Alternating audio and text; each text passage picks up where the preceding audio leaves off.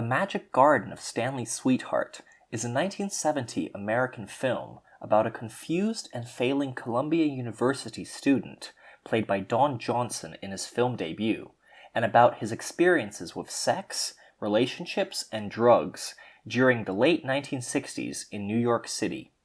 Directed by Leonard Horn, this picture was based on the semi-autobiographical novel of the same name by Robert T. Westbrook. Along with Don Johnson, the film also stars Michael Greer, Diane Hull, Linda Gillen, Victoria Racimo, and Holly Near.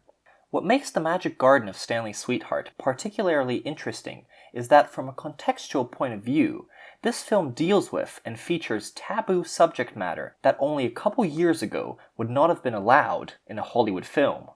Because this picture was most probably shot in 1969, it was only a year earlier in 1968 that the new president of the MPAA, Jack Valenti, replaced Hollywood's 34-year running production code with a voluntary film ratings system which consisted initially of the ratings G, M, R, and X.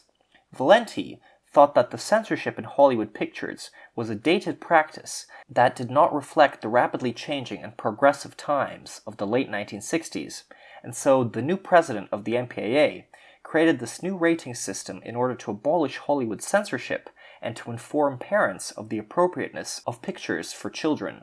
The Magic Garden of Stanley's Sweetheart focuses on the sexual and drug revolutions of the 1960s, narratively covering sex before marriage, masturbation, pornography, free love, and multiple sexual partners, as well as drug use. Such as John G. Avildsen's Guess What We Learned in School Today, or Carl Reiner's Where's Papa, The Magic Garden makes use of the new censorless freedom in Hollywood to the fullest, a phenomenon which produced the new Hollywood. This picture was initially rated X, but after MGM, its studio, agreed to 2 minor cuts, the picture was changed to R. Apart from being contextually interesting from the point of view of the history of Hollywood, Leonard Horn's film is also fascinating in the sense that it reflects what the 1960s sexual and drug revolutions were like. This film is mainly interesting in these 2 contextual senses. If one is interested in the history of Hollywood, or in the cultural changes of the 1960s. However, as a pure narrative, the film is not so great, and the acting and direction is nothing special, and same goes to the craft of the filmmaking.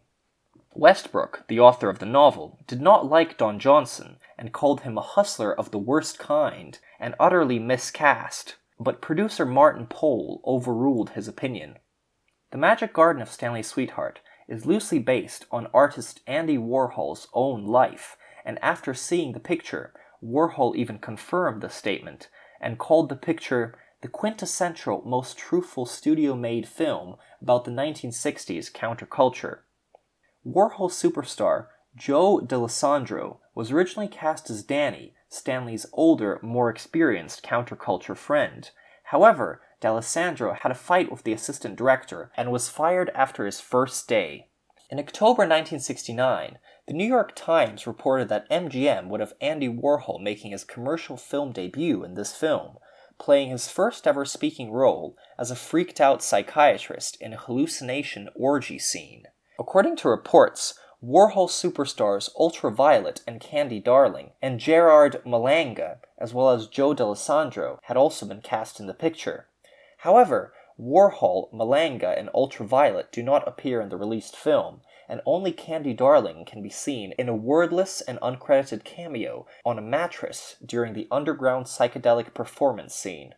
The most interesting fact for me was finding out that the construction that happens outside Stanley's apartment, which is located on the Upper West Side of Manhattan near Columbia University and the Juilliard School, is actually real-life footage of the early construction of the World Trade Center. The Magic Garden of Stanley's Sweetheart was a box office flop and resulted in MGM dropping Don Johnson. Johnson later stated that Magic Garden was a big book during that era, but as a movie, it damn near buried me. It damn near sent me back to Missouri. Robert Westbrook wrote about the 1960s being overexploited by the media, and when the movie came out in 1970, everyone was completely sick of the whole sex, drugs, hippie thing.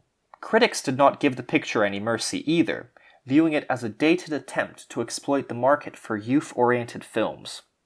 However, the picture has a groovy soundtrack, including great songs by Michel Legrand and Alan and Marilyn Bergman, such as Nobody Knows, performed by Richie Havens, and Sweet Gingerbread Man, performed by the Mike Curb Congregation, as well as songs by Eric Burdon and War, David Lucas, and The Crow.